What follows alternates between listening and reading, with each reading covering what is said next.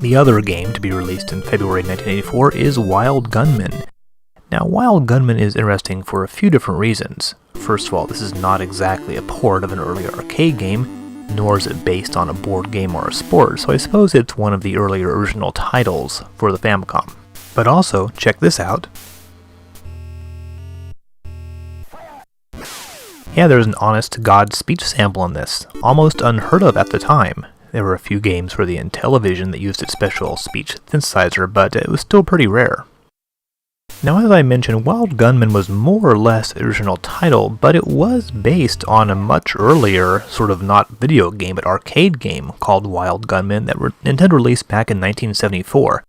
This had an actual 16mm film that played, and then you shot at it, though the basic idea is the same as the Famicom game. And of course, if you've seen Back to the Future Part 2, you will see a special Wild Gunman freestanding arcade cabinet that was never actually produced for real arcades. Apparently it was made just for the movie for some reason. But perhaps most interesting of all was the fact that you control this game by using a light gun. Yes, this game was the debut of the Nintendo light gun. Now take a look at what the original Japanese Famicom light gun looks like. I mean, wow, it looks just like a real gun. It looks like a Colt or something.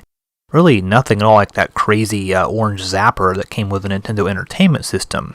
I guess in the United States at that time, you really couldn't get away with making your toy guns look like real guns.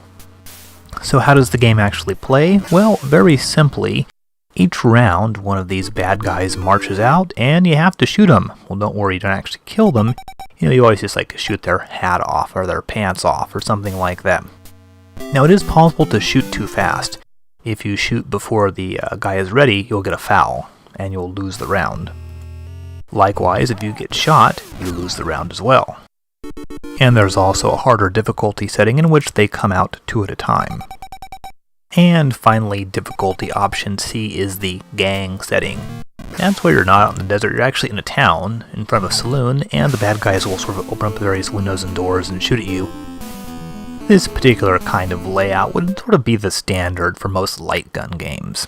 It usually involves quick reflexes and having to shoot an enemy as soon as he appears on the screen. So Wild Gunman isn't exactly the most interesting or exciting light gun game, it is the first one on the system, and I mean back then of course, well, Nintendo had been developing light gun toys and whatnot for quite some time, as well as light gun arcade games, but a light gun home console game was pretty much unheard of at this time. The light gun would go on to become quite popular in the US, but not so much with this game, but rather with the next game we're going to see.